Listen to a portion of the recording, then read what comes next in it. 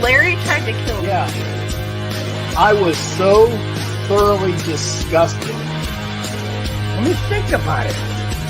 Why does it make you special to do what you do? Packers jumping around. They rush four. Plenty of time for John. Now squeezes, steps up in the pocket. Elliott can run inside the 10. Head first. He 5-yard line. My goodness.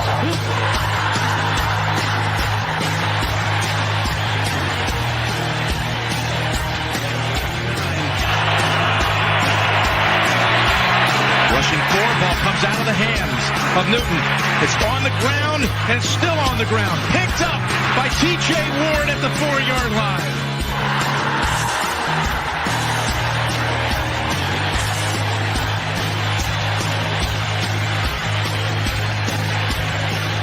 Also Brian Clady and Bob Miller.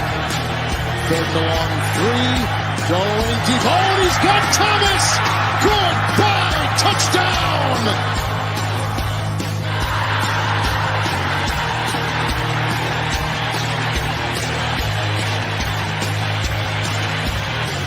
Here we go. First snap of the overtime. The Broncos have been in 3 overtime games this year. They won them all. Downing at the 40.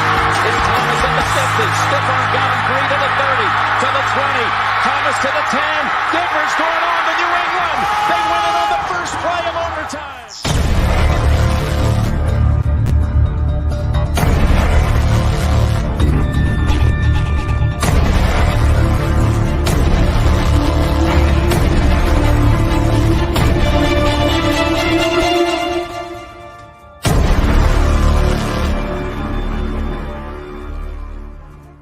Hello, Bronco fans and football fans everywhere. Welcome to Broncos Breakdown on the MHRT Network.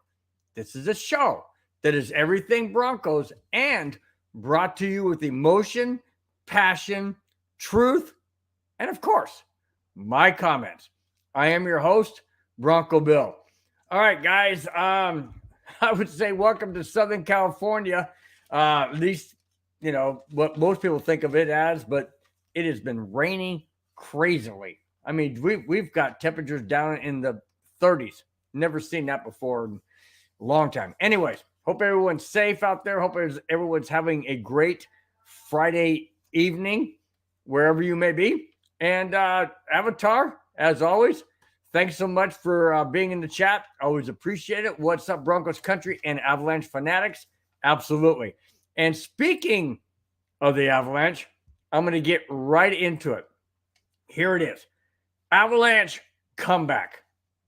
If you guys did not, anybody out there who's an Avalanche fan, did not see Sunday's game, and I'm not just talking about the neighborhood, the Avalanche neighborhood. That's not what I'm talking about. I'm talking about the actual game, the comeback. The Avalanche trailed 3-0 in the first period and early second period, I believe. Then it was 3-1. Then it was 4-2. Then it was 5-3 late in the third period. And then the Avalanche tied it and forced overtime. And then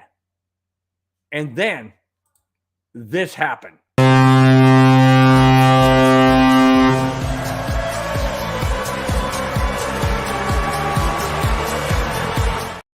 With the game tied 5-5, 21 seconds left, Mikko Rantanen takes the puck from the right side of obviously inside the scoring, blue line, from the right circle all the way around to almost equal with the net, flips the puck up behind the goalie, game over. 21 seconds left in overtime before a shootout.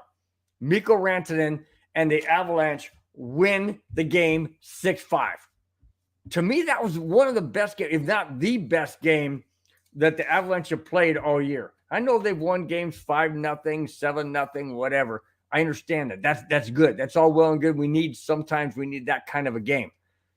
But man, when you're down 3-0 and come back and win it at home 6-5 in overtime.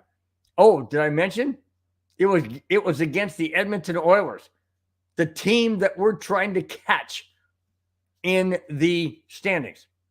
Yeah, that was huge. That was just okay. I just had to, I had to lead out with that. That's why I got the hat on. I had to lead with that because it was such a remarkable comeback. I mean, I never saw that happen. I really didn't. When we were down 3-0, I stood on the neighborhood. I said, this game's done. Avalanche don't look like they have a chance. Anyways, all right, I move on. Vance Joseph. That's right. Vance Joseph, the former head coach of the Denver Broncos, is now back with Denver. Now, before I get into actually reading this, I was not thrilled with sorry guys, just getting the second part of this article. I wasn't thrilled with Vance Joseph coming back to Denver. And I'll tell you why. Because I never like to see a head coach come back as something less. It's kind of like if you're a CEO of a company and you get fired, and then all of a sudden they want you to come back as, let's say, I don't know, a manager. Is it going to be easy for you to see what the CEO is doing and not want to make corrections? Of course, it's not going to be easy to not say anything. I know I certainly wouldn't. If I was a director of a company and then I get fired and then all of a sudden, a couple, 2-3 years later, they bring me back as wanting to be a manager, I'm not going to want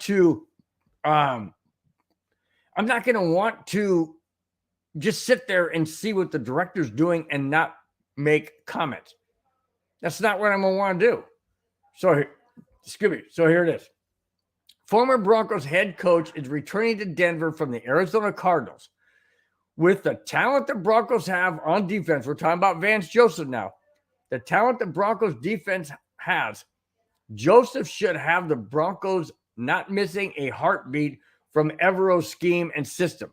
Here's the problem. Evero's scheme and system, if that is what Sean Payton wanted, he would have kept him.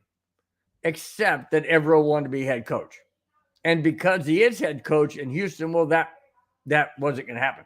So he, meaning Sean Payton, had to turn to somebody who would implement the same type of scheme that Fangio set up, that Evero expanded into his own way of doing things. And now Vance Joseph is coming in. I continue. In Joseph's 4 seasons in Arizona, he coached big sack production from J.J. Watt, 12.5, Marcus Golden, 11, Hassan Reddick, 12.5, and Chandler Jones, 10.5. Now, if Vance Joseph can do that with those names, don't you think he can do that in Denver? Don't you think that Vance Joseph can coach up the Broncos linebackers, edge rushers, whatever it is, to get that kind of production? Arizona's defense wasn't that good last year. Sure, they had some quality players, and the guys I just named were not all on the same years. I'm just talking about the 4 years that Vance Joseph was there. He got that kind of production. He should be able to get that kind of production in Denver. The thing is what I stated earlier. Is Vance Joseph going to be able to not get in the ear of Sean Payton and say, hey, this is what I kind of learned. This was No, I don't think so, because Sean Payton has light years, literally light years ahead of Vance Joseph when it comes to coaching. Sean Payton knows what it's like to go to a Super Bowl, to win a Super Bowl, to have championship teams, to have division winning teams, to have playoff winning teams. Vance Joseph knows nothing of that. So I don't think there's going to be a struggle or a power play. I really don't. Okay. Let me go on to some hirings by Sean Payton for this Broncos new season 2023. Ben Kotwicka. Who? Ben Kotwicka. Former Minnesota Vikings coach has been, hang on a second. I'm sorry, guys. I'm sorry. Former Minnesota Vikings coach has been hired by Sean Payton to be the Broncos' new special teams coach. Okay. Ben Kotwicka, new Broncos special teams coach. Why? Why did we not keep guy who was a Broncos? The guy wanted it. I can't think of his name now. Doggone it, passes me by. Frustrates me. Anyways, if we're why are we going out getting a new special team coach when we had one that has multiple seasons as a very, very strong special teams coach, who was our interim head coach the last 2 games? Why are we getting?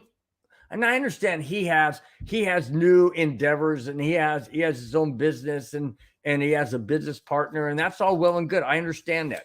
Maybe he doesn't want the daily grind of what it takes to be a coach on any NFL team. It's not a 4-day work week, 2 days off. You don't get holidays off. You don't get, President's Day off and all that kind of stuff. No, you don't. Not at all.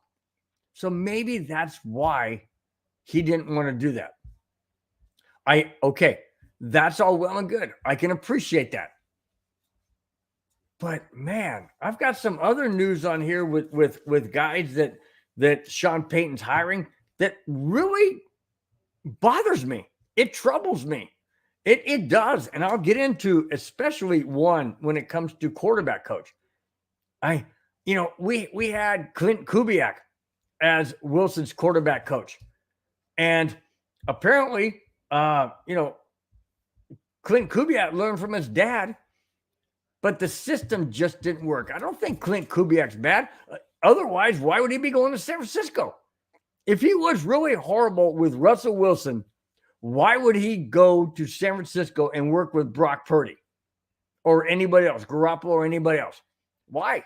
If he's that bad with Russell Wilson, who is seasoned, a Super Bowl champion, why would Clint Kubiak be requested or sought out by the San Francisco 49ers if he was that bad? No, he wasn't that bad. Why'd they get rid of Kubiak? Well, I'll get into the whole thing when it comes to quarterback coach, because this one really bugs. This one really bugs me. All right. Speaking of another no-name as to this guy, to me, Dan Dalrymple, I'm going to say Dan Dalrymple, former strength and conditioning coach for the Saints, is joining Sean Payton again, this time for the Broncos. Strength and conditioning coach. Okay, well, when he was in New Orleans, they didn't have that many injuries that I recall. I know a lot of it has to do with the way they work out and things like that, but there has to be more to it when it comes to strength and conditioning. It has to be mental. It has to be physical. It has to be, how you, your plays and what's called, and your body has to be 100% in tune. And hopefully this new guy, Dan Dalrymple, I don't know anything about him. I'm sorry, guys. I really don't. I did some research. I mean, he's been with New Orleans. He's been with Sean Payton. He's just not a household name. So what I'm saying is, hopefully it comes in and things get straightened out. We cannot have these kind of injuries that we have had this past year. We can't. We've had season-ending injuries to Williams, to KJ Hamler, or I'm sorry, Tim Patrick. These injuries cannot keep going on and on. And something needs to change. Hopefully this guy can change things, can make things better for the overall team, for the overall health of the team. Because, it doesn't matter, how good Sean Payton can transform Russell Wilson back into a Pro Bowl player or a Super Bowl contending quarterback. Doesn't matter if you don't have players on the team to throw the ball to or hand the ball off to, or even offensive line or defense, doesn't matter. Doesn't matter one bit. And that's just the way it is. All right. Before I go on, I got some other guys. I'm sorry, guys. I don't mean to overlook you guys. Hey, Jeffy Casey, nice to have you in the house as always. Congratulations again on the Kansas City Chiefs win the Super Bowl. I know people talk about the pass interference. I'm not going down that road because it is what it is. Shouldn't have come down to that. But congratulations to Kansas City. Anyways, Avatar. I know I got the game on my TV right here. I'm not watching it until later on. I can't record it. But thanks for the update. I appreciate it. This is a must win. We have to win at least half, if not 2/3 of our remaining games to make sure that we make the playoffs. Thank goodness Avalanche ahead 1-0. Thanks a lot, Avatar. Appreciate it. Ray, you're in the house. Hey, what's going on, Ray? Hey, you said, hey, Bill. I said, hey, Ray, what's happening? Glad to have you in the house as always. Comment also from you, Ray. The strength guy has won awards of the highest perennial level. He should be a damn sight better than the last guy. I agree. I sure hope that's correct. Because we can't continually go on with guys that barely move or something and then they tear an ACL or they go down with a hamstring or a high ankle sprain. These things have to stop. I know it's awful hard to stop concussions because that's usually, somebody else hitting, the helmet, the side of the head, somewhere around there to cause a concussion. But when it's non-contact related, like what happened with Tim Patrick, that's just a freak accident. Or is it a strength and conditioning issue? Hopefully, Ray, you're correct that this guy's going to be much better. So that's exactly what I'm hoping. All right, let's go to Clayton Huron. Hey, nice to have you in the house. Evening back to you. Hope everything's well with you, and thanks for so much for chiming in on the chat and being a part of the show. Appreciate it. Avatar, love it. Keep it coming, man. 2-1 Avalanche. Boy, that was fast. It was 1-0. Then I'm assuming, I don't know, that it may be 1-1 and now 2-1 Avs. All right, keep it going. This is going to be a shootout game, especially in the first period. All right. Clayton says, we are slowly putting our coaching staff together. What do you think so far? And I tell you what, guys, Russ is going to come back and be a key player of the year. Thoughts? What do I think so far of the coaching staff? I'm getting into some of that as we speak. I mentioned, who did I mention? I mentioned, here are the two guys I mentioned. I mentioned Ben Kotwicki, former Vikings coach, has been hired to be special teams, as well as Dan Dalrymple is strength and conditioning coach. He's from the Saints. What do I think? At this point in time, I really don't know. I don't know because I haven't seen this coaching staff with this Broncos team as a unit on the field conducting, plays or schemes or whatever. Now I know that strength and conditioning coach as well as special teams coach. We're only going to be able to see the special teams coach the way he teaches and how the players adapt to it and whatnot. We're only going to be able to see that come preseason/regular season. Strength and conditioning is what I want to see right away. I don't want to see these guys injured anymore. I'm sick and tired of key players going down and a whole season's lost because we don't have the players that this team is built on. We didn't have it last year. Now, I'm not putting all the blame on the fact that we didn't have key players. So there's a whole lot of other issues. I'm not going down that road again. But we all know that last year was a train wreck, big time. And now we've turned the page and we're moving forward. Let's hope. And to go back to the second part of your question, which is Russ going to be a comeback player of the year? I don't know if he'll be comeback player of the year, but I will say this, Clayton, he's not going to be any worse than he was. Absolutely not going to be any worse than he was, because first and foremost, Sean Payton isn't going to allow it. He's not going to run the kind of system that train wreck Hackett did. He's not going to implode this team like Hackett and his coaching staff did. He's not going to do that. He is head and shoulders, light years ahead of Hackett in what he knows what to do and how to do it. Remember, he took Drew Brees, who the Chargers thought, he's got that injured arm. He's not going to be able to come back and play. Oh, really? Until he got with Sean Payton. And guess what? Super Bowl champion. Can that happen with the Denver Broncos and Russell Wilson? Absolutely. Absolutely. No doubt about it. No doubt about it. Here's the flip side of that. The flip side is Russell Wilson going to be Russell Wilson? Like we saw in the last two games last season. Kansas City and San Diego. Kansas City and LA.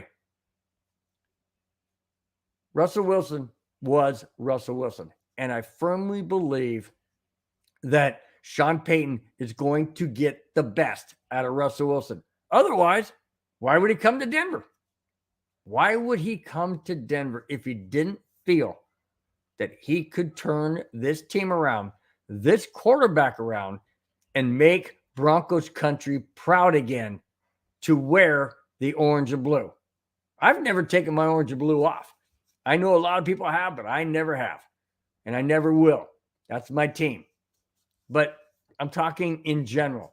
The bubble fan base that shouldn't be bubble. They should be hardcore, but I can't speak for everybody. Anyways, okay. Clayton, you nailed it right there. Smash that like button and share as well, guys. Absolutely. Share this show, share the other shows on the MHRT network, whatever you got to do. But smash the like button and support this channel with all the shows that we have. Appreciate it.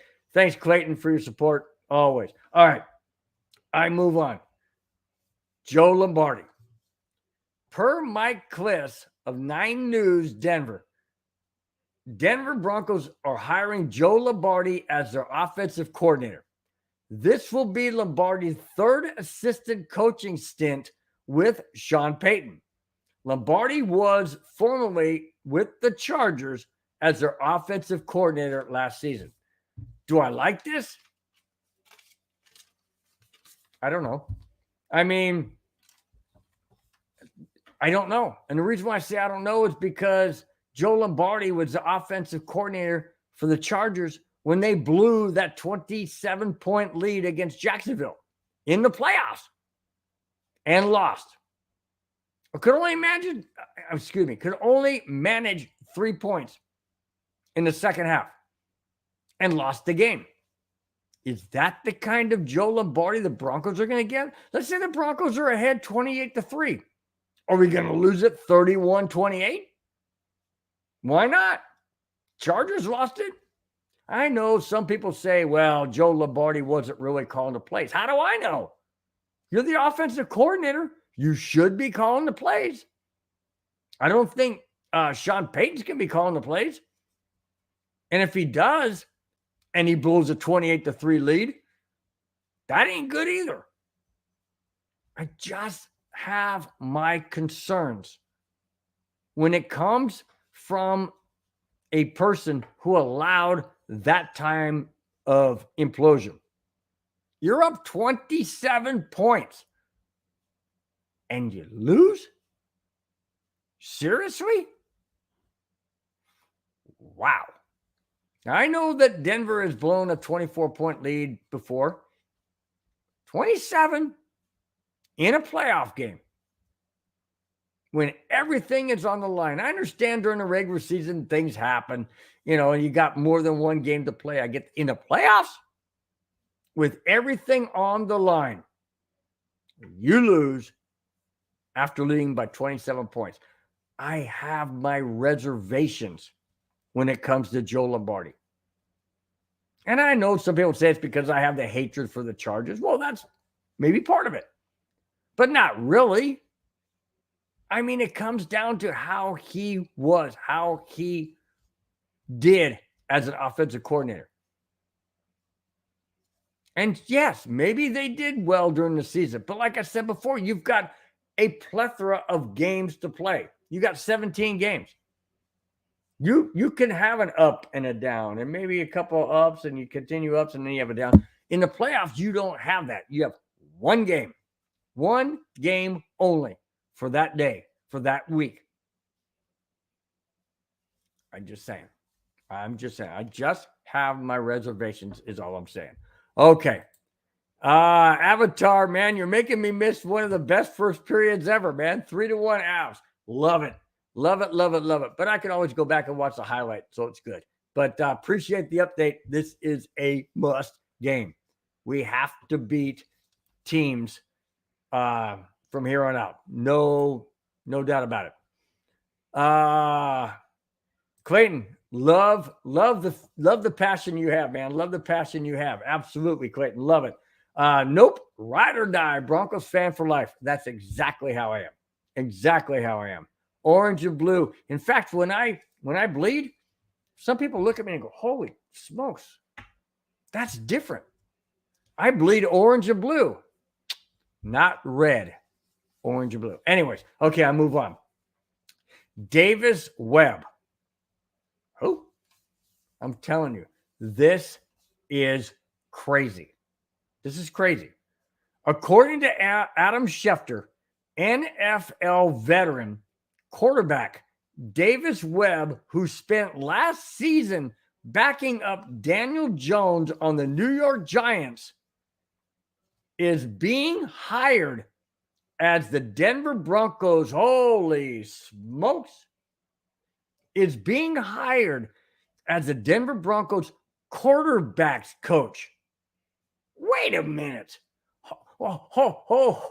Stop for a second. Wait a minute. A backup quarterback is going to be the Broncos quarterbacks coach to Russell Wilson? Oh, this has to be a mistake. This absolutely has. This is from Adam Schefter. I value what Adam Schefter has to say. I don't value what Adam Schefter had to say as a joke or a farce or an April Fool's joke, because we're not even in April yet. Adam Schefter is reporting. Let me say this again. This is mind-boggling, and I'll tell you why.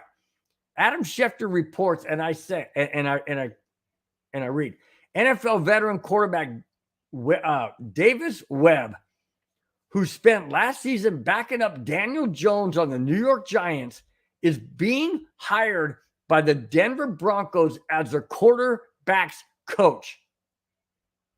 The 28-year-old Webb will now be coaching the 34-year-old Wilson in his not fourth or fifth season, not 10 years or whatever. No. It said he was a backup last year. So what does that mean? That means he will be coaching Russell Wilson in his first NFL coaching job. What the heck? No. No, you cannot be serious. You cannot be serious. What in heaven's name is Sean Payton thinking? This guy is a backup quarterback to Daniel Jones of the Giants. And he's going to be the quarterback coach to Russell Wilson? Hang on, guys. Let's put this in perspective. Let me put this in perspective. Yes, I'm emphasizing it because I am frustrated with this. This is a stupid move. Absolutely, as I see it, a ridiculously stupid move.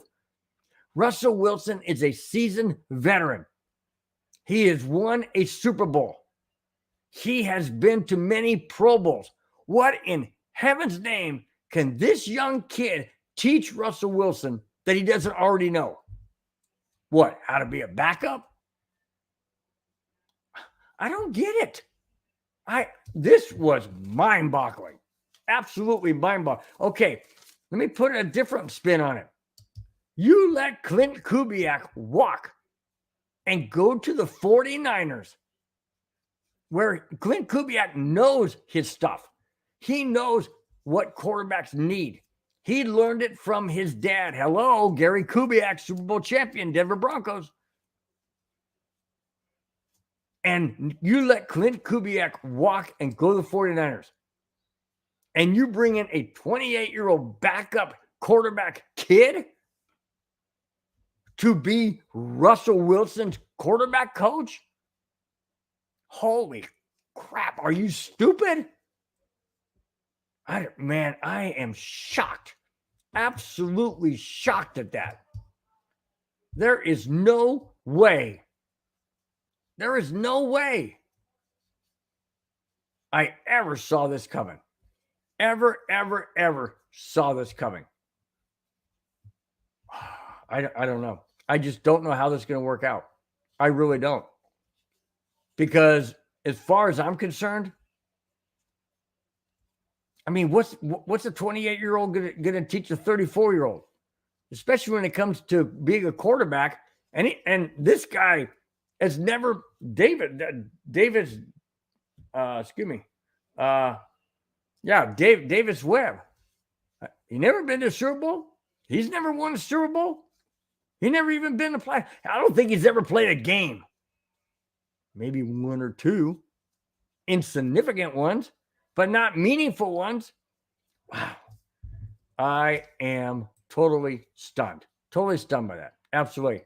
All right. Ray says, that's the trend these days, Bill. Get the young guy and hope you have the next hot shot. I don't know, man. I'm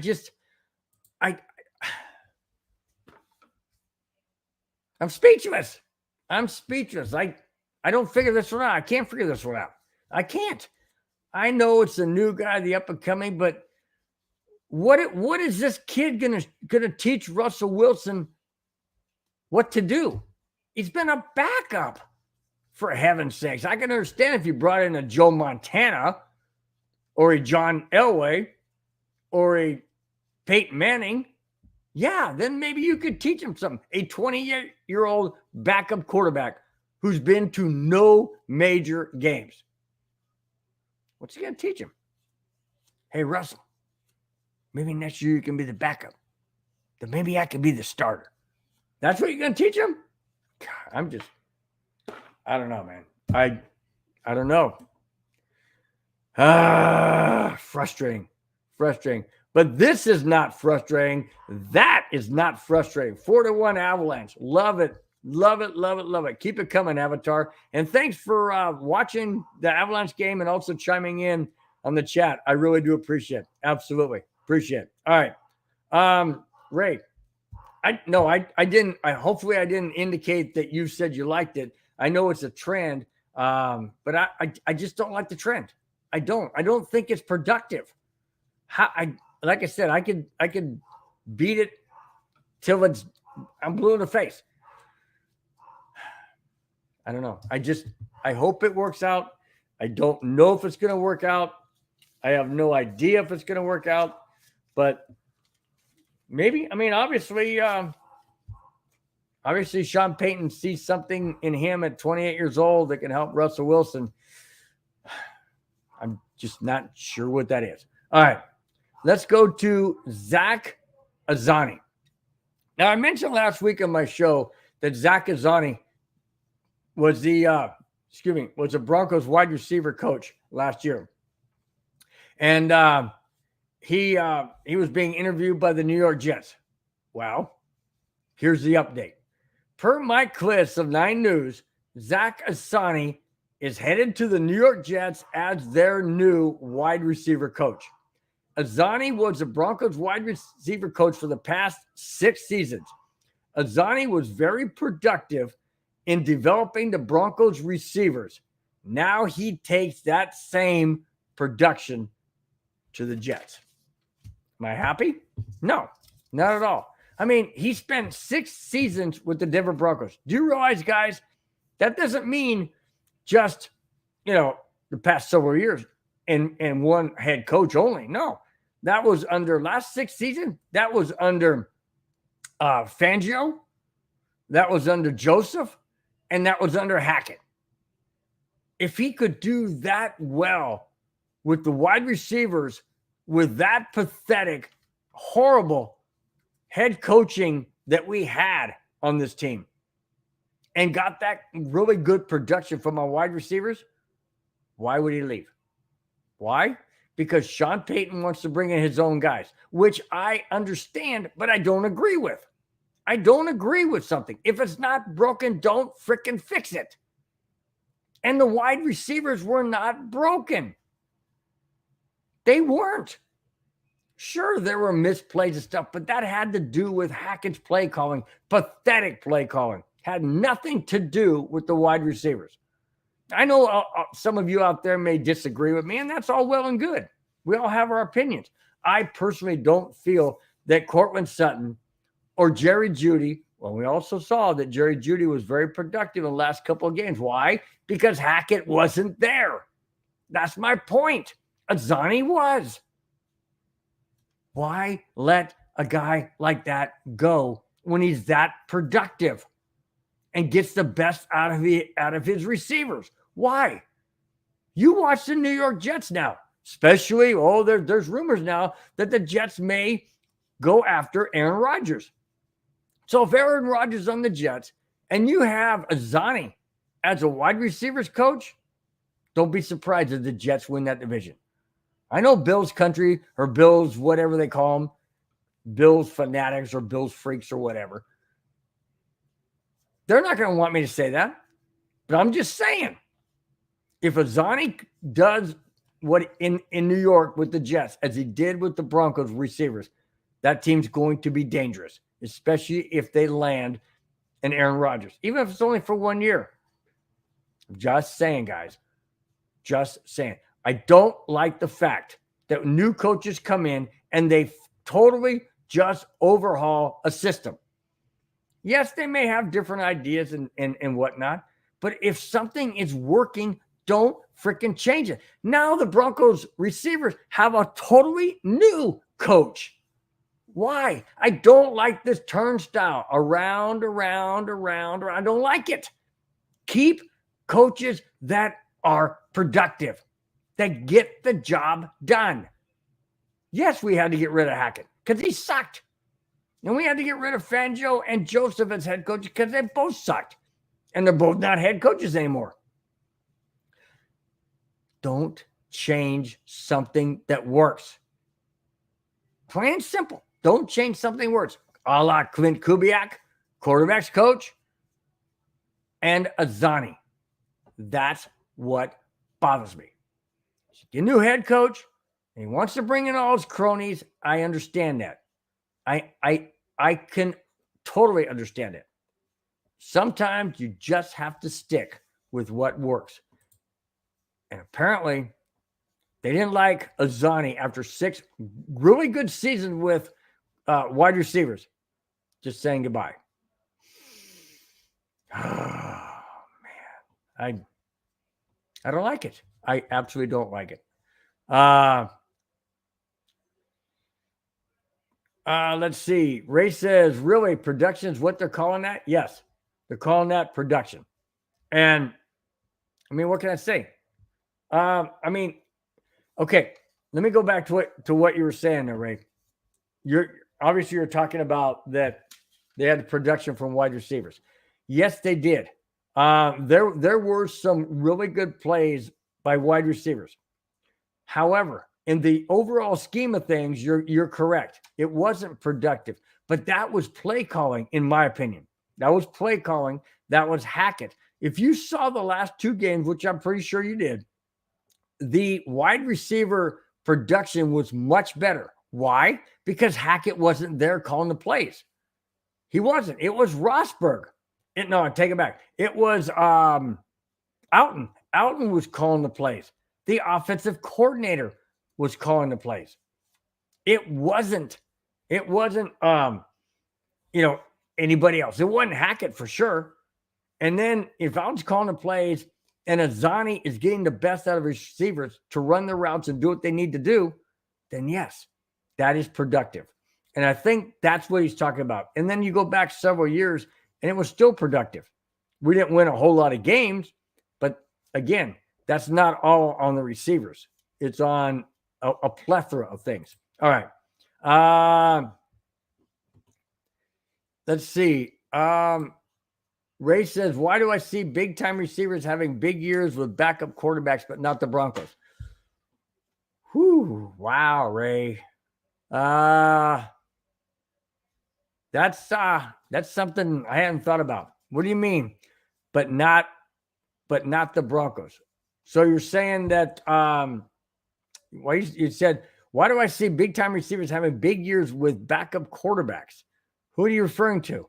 You're referring to former Bronco receivers with backup quarterbacks on other teams, or what are you referring to? Just curious. Okay. Ray, you disagree. Okay. You got the right to disagree. He says, I disagree, Bill. Azani is no great loss. Okay. Again, why do you say that? You don't think that he got the best out of Jerry Jeudy when he moved him from the inside slot to the outside, where now he's man on man instead of double covered? I thought that was a great move. And he was more productive in the wide receiver position than he was in the slot. So I don't know. Again, this is the entire offseason. And just like last year, we have a whole lot of Bronco news to talk about because we have a new coaching staff, new everything going on. We don't have as much as last year because we already have a new owner and all that, but we still have a lot of Bronco news off the field. But I guess I really won't know until the season starts, preseason starts. Thank goodness the regulars are going to play in the preseason per Sean Payton stating that. Thank goodness, because that was a total travesty last year, not playing any of the starters. That was stupid. That was another Hackett retard move. All right. Let's see. Ray says it's not just Hackett. We've been dealing with subpar production for the wide receivers for years. Okay. All right. I'll give you that. But does it also go back to game planning? Doesn't it also go back to who the quarterback was at the time? A non-franchise quarterback, a non-elite quarterback type of thing. Play calling. There's a whole lot of different things. But yes, I will agree with that yes, it was less productive in past years. All right. Let's go to a top-notch player being released by a former Super Bowl champion. The Los Angeles Rams are releasing Bobby Wagner after just one season. Wagner, who's 32, had team high in production with 140 tackles, 6 sacks, and 2 interceptions last season. He also is a 6-time All-Pro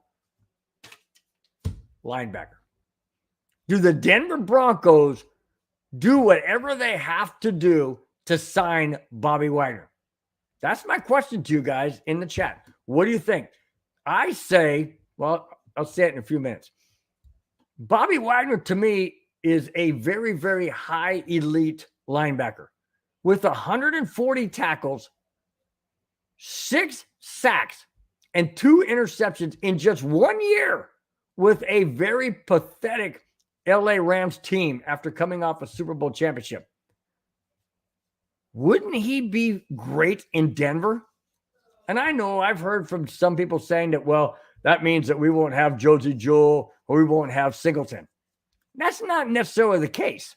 Why would you not, especially in a 3-4 defense that the Broncos are going to be running this coming year, like they did last year? In a 3-4 defense, you can have 4 linebackers. Why not have Singleton, Jewell, and Bobby Wagner, along with whoever else you want to plug in there? Why not? Why not have 4 linebackers, especially somebody like a Bobby Wagner who can rush the passer, who can fill up the gap in the middle, who can stop a run? Do you remember, guys, what I just said? He has 140 tackles, 6 sacks, and 2 interceptions. He's a linebacker. That is phenomenal. I say sign a Bobby Wagner. Whatever you got to do, sign a Bobby Wagner. I know I'm not going to be popular when I say that, because there's a lot of people out there, including, people that I talk to all the time, that say, no, he's too expensive, blah, blah. Well, make it work. The Rams are going to have to pick up some of that money. No doubt about it. They're going to have to pick up some of his salary. Why not get him to come to Denver under Sean Payton? Come on. He was in Seattle with Pete Carroll, who is nowhere close to a Sean Payton when it comes to head coaching genius, in my opinion. I can't stand Pete Carroll. I think the guy's a jerk. But anyways, Sean Payton, if you could play for a Sean Payton and you're Bobby Wagner, why would you not be going like this? Hello, Dove Valley. Hello, what's it going to take for me to come to be a Denver Bronco linebacker? I'll do whatever it takes.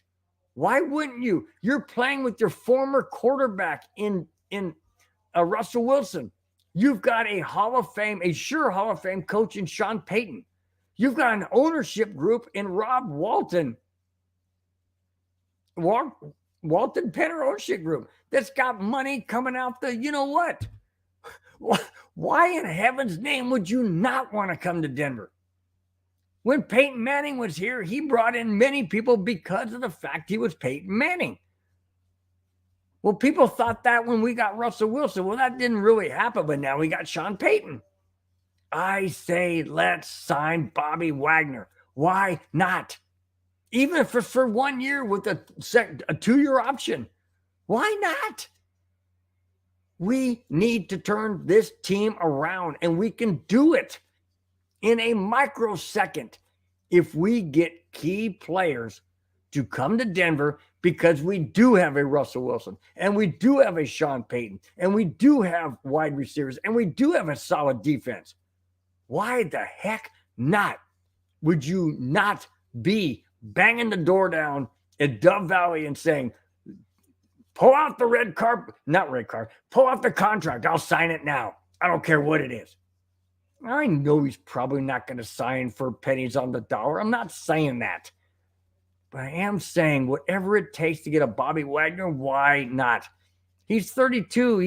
Maybe he's a little over his prime, but he still has it. He still has it. So why not? Why not? That's the question. Is it money? Is it salary cap? Is it the fact that the Broncos may lose a player here and there? I don't even see why that would happen. Move pieces around, move this guy here and that, whatever you got to do, but get it done. Why not? This defense is already solid. Make it elite. Make it better than it is. I mean, wow. An opportunity when the Rams are getting rid of this guy, when he had the most of everything I just said on the Rams this past year, 140 tackles, 6 sacks, and 2 interceptions, the most by any Ram player in the season all year. Bring that to Denver. We could definitely use that. Absolutely, we could. Okay. Let's go to hey, Kamani. Welcome to the chat, man. Glad to have you in the house. Bill, I'm not impressed with our new quarterback coach. I'm not either. Why would you have a 28-year-old backup quarterback on the Giants, never played in a meaningful game like a Super Bowl or a playoff or anything like that? Why would you want him as Wilson's quarterback coach? To me, that is stupid. And I'm not saying that Sean Payton is all of a sudden dumb or, lost his way or wits about him. I'm not saying that. I don't know why he would want him. I have no clue in my mind why he would want him over Clint Kubiak. I don't get it. I'm not impressed at all. I don't like that move. Absolutely do not like that move. You know what? I'm going to go on a limb and say something, and I probably could be, out of character or out of touch or whatever. But I dare say it's going to be very, very hard pressed for me to believe that a 34-year-old Russell Wilson is going to take advice from a 28-year-old kid. Seriously. I know I wouldn't. I would look at him and say, well, hey, what have you done? That's like me in my job. Okay. In my job, I'm retired now, but in my past job, if I had somebody come up there going, hey, I know how to do this better, blah, blah, blah. All right, show me. No, that isn't better. That isn't anywhere close to being better.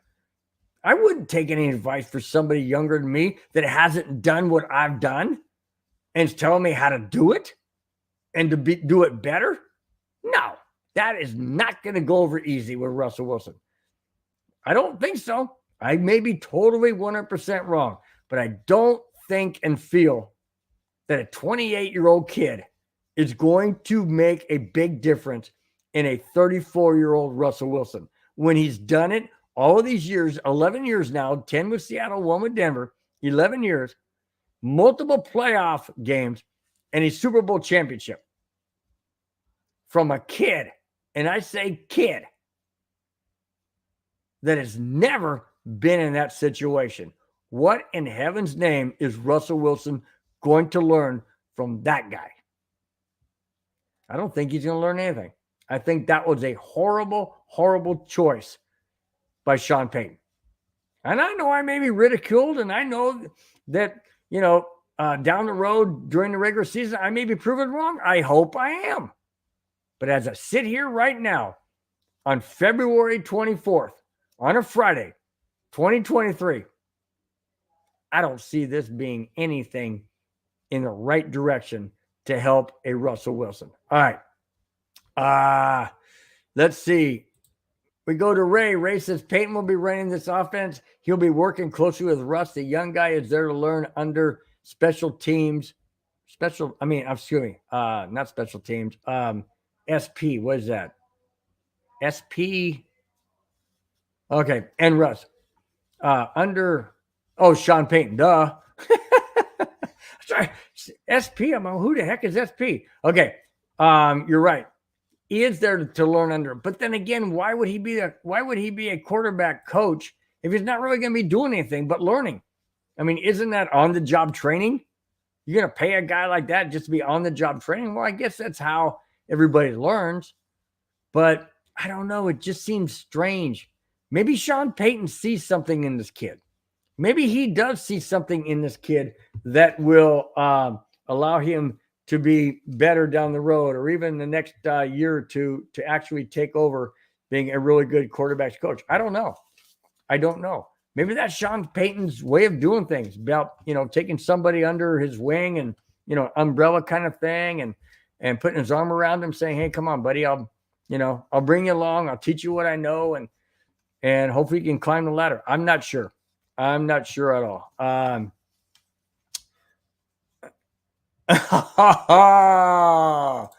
Come on,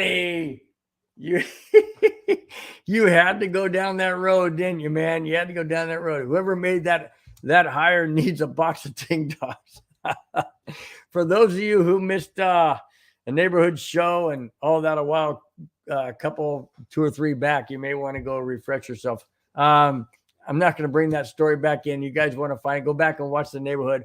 It is one of my stories that I'll never live down. That's for sure. I'll never live down. Good call, Kamani. Good call. All right. Taylor Lewan. With Denver needing help on the offensive line, could newly released Taylor Lewan of the Titans be someone the Broncos should pick up?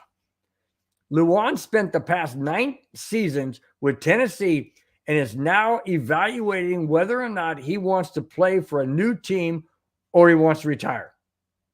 This guy is good. Why the Titans released him, I have no idea. No idea. Maybe he wanted too much money. Maybe they wanted to go into a different direction, maybe a younger guy, but the Broncos need offensive line help. Desperately need offensive line help. This guy is a guard. He could totally fit in. I say absolutely sign this guy. Problem is him. Does he want to play for another team? Some players don't. Some players say, hey, you know what? I love, whoever team I'm on. I love the Titans. I love the Broncos. I love whomever. I don't want to play for any other team but the Titans or any other team but the Broncos, whatever the case may be. Does he want to come back and play another year or 2 or 3 if it's not with Tennessee Titans? That's the decision he's going to make. However, if Denver throws out the green money and says, hey, we'll sign you for 2 years with a third-year option, and we'll give you this amount of money, and we'll sign you for this bonus. And, oh, by the way, if you have this, that, and the other, there's bonus money thrown in. Why wouldn't you take that offer? Remember, guys, Sean Payton is the head coach of the Denver Broncos. There is a lot of pull from that head coach to draw players in.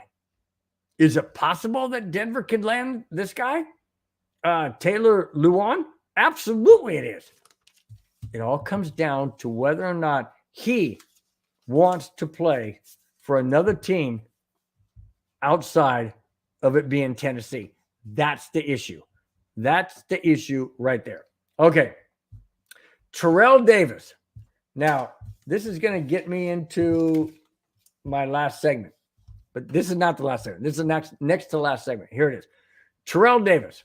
Broncos legend Terrell Davis says Denver hired the right man to be the Broncos' new head coach. Davis said, and I quote, I'm 100% bought in on Sean Payton. End quote. Davis also said he is blown away by Patton's coaching resume.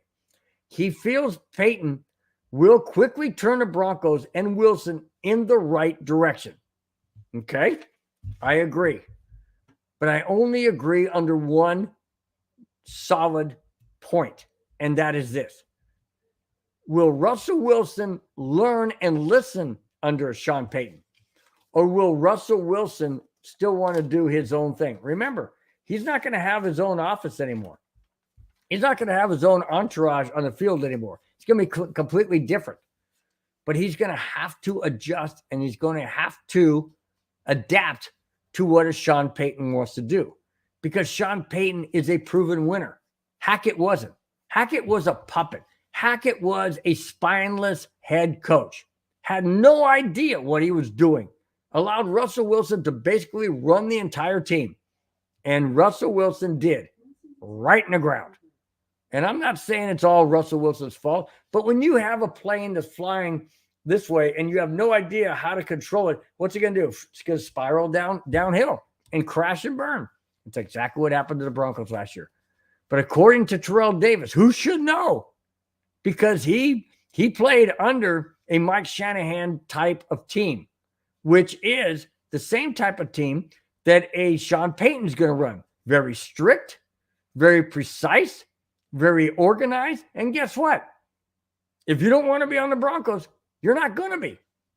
Because it's like he said before, this Broncos team is not going to be for everyone. And he means it. He absolutely means it. And that's the exact same thing that a Mike Shanahan got with Terrell Davis and all the other Bronco players. And that's why they won back-to-back Super Bowl 32 and 33. They also had that same type under a Gary Kubiak in Super Bowl 50. That same year, 2015, exact same way. Dedicated, determined, and one goal only. And that is to win the Super Bowl. And they did. All right. I thoroughly agree with Terrell Davis. I think he's going to turn around. I don't know if it's going to be in week 2 or 3, but I know that the Broncos are not going to win just 5 games. That is not going to happen. And like I said in my previous shows, when it gets closer to the preseason, I will give you what I feel the prediction will be for the Broncos win-loss record. All right, I move on. let's go to an ESPN report. And this is interesting. Very, very interesting on a couple of different levels. And here it is. ESPN is reporting that Russell Wilson pushed to have Pete Carroll and John Snyder fired before his departure to Denver. Now, Pete Carroll is the head coach of Seattle, and John Snyder is their general manager. I continue. According to the report, Wilson asked Seahawks owner in what? I can't even read my own writing. I'm sorry. Let me go back. According to report, Wilson asked Seahawks owner in February of 2022 to fire Pete Carroll and John Snyder with hopes that the team would hire who? That's right, Sean Payton to be Seattle's next head coach. Wilson has since denied this report, saying, and I quote, "Carroll was a father figure to me, and that Snyder believed in me and drafted me as well," end quote. Wilson's attorney has disputed the report, calling it entirely fabricated. Okay. Notice what he mentioned in his quote. He was hoping that they would fire Pete Carroll and John Snyder so that the Seattle Seahawks ownership would then hire Sean Payton. Russell Wilson reached out to Sean Payton via Twitter or phone call or whatever he did to get the Broncos in hopes that Sean Payton would be interested in the Broncos hiring him. And the deal was done. Sean Payton is now the Broncos head coach. We all know that. But going back to this report of last year, if that is actually true, and is being denied by Russell Wilson immediately, and his attorney, but if that is actually fact, and ESPN's reporting it, so they must have some type of inside information that is true. If that's true, then that means Russell Wilson wanted Sean Payton all along. And he finally got Sean Payton after he reached out, and the Broncos did hire him. But that is interesting. If, like I said, if that is a fact, and I'm only reporting it because it was ESPN putting it out. If it was anybody else, I probably wouldn't. But I believe that ESPN is very trustworthy and reliable on their sources.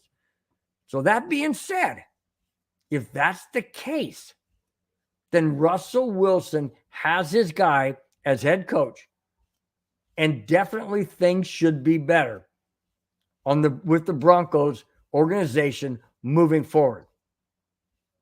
This is going to be very interesting to see where this goes and how it comes out down the road.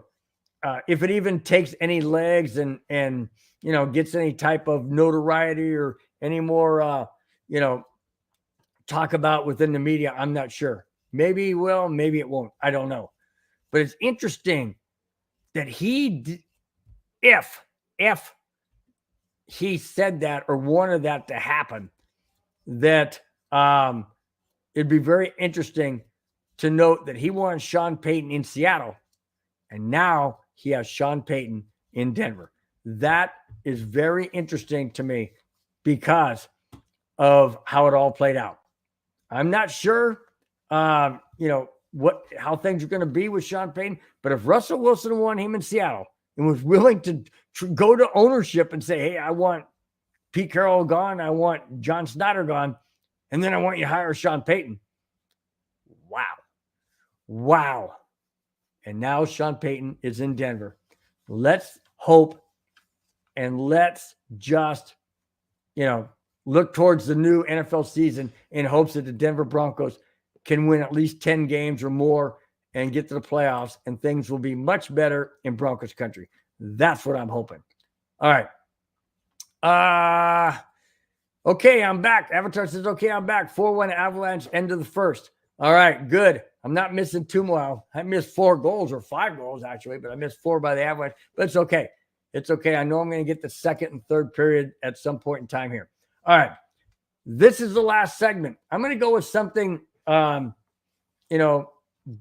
different, something, more lighthearted, so to speak, to wrap up this show. Thanks, guys, for everybody in the chat and watching, for all your support. And here it is. Number one selling jersey of the Denver Broncos. Of the top 5 jerseys of the Denver Broncos that are most popular are these. Number one, Russell Wilson, 3 times more than anyone else on the Denver Broncos. Is that because it's Russell Wilson? Is that because it's, it's a quarterback and most quarterbacks do garnish, the most jerseys being bought? I think it's a combination of both. Russell Wilson and the fact that he's quarterback. All right, number 2, a little surprise to me. Number 2 is a little surprise. Number 2 most sold Broncos jersey, Pat Surtain. Well, I guess maybe it should surprise me because he is very elite corner for the Broncos. I mean, he made the Pro Bowl. He's a shutdown corner, very much along the lines of a Champ Bailey. So, yeah, I can kind of see that. Okay, number 3 most sold Bronco jersey, Justin Simmons. I would agree with that. Justin Simmons, absolutely. No doubt about it. Awesome safety. One of the best in the entire league. Yeah, definitely. Would I flip Justin Simmons and Pat Surtain? Maybe, possibly, yeah. Justin Simmons has been around longer on the Broncos. But then again, you cannot say anything bad about Pat Surtain. Not at all. Number 4 most bought Bronco jersey, Javonte Williams. I understand that too, Javonte Williams. But then again, it was only his rookie year, and he still garnished the 4th most purchased Broncos jersey. That's a little surprising because he didn't play at all last year. He couldn't. He had a torn ACL, MCL, and every other ACL or any other CL that was out there, I guess. I mean, he just got tore up, was gone the entire season. So does that surprise me? Yes, but I think a lot of it is based on what he did in his rookie year. Absolutely. Number 5 is a total surprise to me, and here's why. Number 5 most purchased Bronco jersey, Courtland Sutton. Really? Over Jerry Jeudy? I'm surprised. Over a Jerry Jeudy or a Tim Patrick. Really? Or KJ Hamler. I'm really surprised. Courtland Sutton didn't really do that much last year, but maybe it's based on years previous. I don't know, but that one surprised me. Courtland Sutton being the 5th most purchased Bronco jersey in the top 5. I'm shocked. I thought for sure it would probably be Jerry Jeudy after what he's done. And I know Jeudy had his drops and he had his issues in the season. And I know that Courtland Sutton had some big games, in previous years. Okay, maybe that's the reason. Maybe they like the number. Maybe they like number 14 more than they like number 10. Or is it the other way around? Courtland, I get those numbers mixed up. You know what I'm talking about. Anyways, I'm just surprised. So that wraps up tonight's show, guys. Really appreciate it. Let's see. Avatar says I added 3 jerseys to my collection. Excuse me, to your collection of what, 150 that you already got, Avatar? Something like that, which is awesome, which is totally awesome. He says, I added 3 jerseys to my collection to put my collection, 96. Okay, I was a little bit higher than that. Wilson, Surtain, and Miners. Wilson, okay, that's the number 1, like I mentioned. Surtain, number 2. Miners was not on the top 5 list, but that's a good jersey to have. Way to go, Avatar. 96. Holy crap. I thought I had a lot. And I've got like what? 1, 2. I think I got 7 or 8. And I mean, that seems like a drop in the butt. Seems like something you buy, Avatar, every week. 6 or 7 jerseys. So I'm in honor of you, Avatar. I mean, you're like the king of jerseys, man. The king of jerseys. Love it. Love it. Love it. Hey, you know what, Avatar? Think about it. Hang on to that. Hang on to those because you can definitely hang on to those, and they may be a collector's item down the road. And you can get bank on those if you want to part with them. I mean, who knows? Absolutely, who knows? Anyways, guys, that's it, guys. That's all I have. Thanks for watching. Thanks for subscribing. For those of you in chat, thank you so much for being in here. As always, you got Avatar. Of course, you got Jeffy KC. Thanks for being in the house. You got Ray. You got Clayton Haran. Appreciate you guys being in here. Thanks for your comments. Thanks for, your support as always. Much appreciated. Kamani, always love having you in the house. And you guys, you're my strongest support. I want you guys to really know that you really are. You make the show the best it can be. And I just feed off of your guys' energy and your passion, your comments. It's just great to do this once a week, twice a week. Well, in that neighborhood. If I'm talking about this show, it's just great to welcome you into my den each and every Friday and to talk sports and Broncos. Thanks again, guys, so much. You are the backbone to this show, and I mean that sincerely, absolutely sincerely. Avatar says you've been buying those jerseys for 30 years. Well, I mean, I guess I should have been buying them for 30 years as well, but I haven't. I don't know. I guess I just pick and choose certain guys. Terrell Davis, John Elway, John Lynch, Peyton Manning, Von Miller, that kind of thing. So, I just pick and choose, but I commend you, Avatar. That's awesome. Kamani says, I believe Kamani is saying that the Broncos are going to go 11-6 next year. I hope they do. Absolutely hope they do. I will give my predictions once the preseason gets underway. But I do like that number. 11-6. Absolutely. Kamani says, Avatar, do you pay any bills? That is classic. That is absolutely classic. Maybe he doesn't. And if he doesn't, then more power to him, man. That's good stuff. I love it. Yeah. Ding dong. I get it. It's all good, man. It's all good. Again, guys, thanks so much for being in the chat. Thanks so much for your support. Hit the likes button, hit the subscribe button. If you haven't, I know everybody in the chat here most definitely has. Appreciate it. Before I get out of here, let me get real quick to the shows that are coming up on Monday. On Monday night, we're going to be doing the Avalanche Neighborhood. Madungus Creevy and myself are going to be doing the Avalanche Neighborhood. It's going to be the Avalanche at home against the Vegas Knights. That is going to be a 7:00 Pacific time. And that's going to be a lot of fun, guys. Hope to see you in the chat as well, and as always. And then on that's Monday. And then also on Monday is going to be the Cluster Puck. That's going to go off live every 5, 6, 7, and 8. And that is with Nick and Britt. They talk everything Avalanche. Then on Tuesday, you got the 5280 podcast. And that is followed by the No Nonsense and Whiskey. That follows the 5280 podcast, which goes live every 5, 6, 7, and 8. And that's on Tuesday. Then on Wednesday, we have the Wild Wild West. That is live every 4:30, 5:30, 6:30, and 7:30. That features a fan from every AFC West team, Broncos, Raiders, Chargers, and Chiefs. They will be talking about off-season issues, dealing with all 4 of the teams in the AFC West. Don't miss it. It's a great show.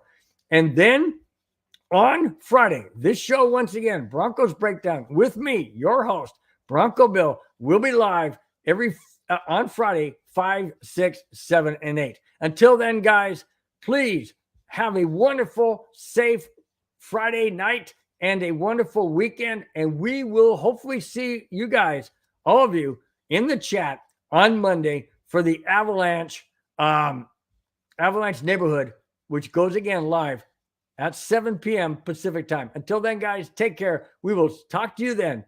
Bye-bye.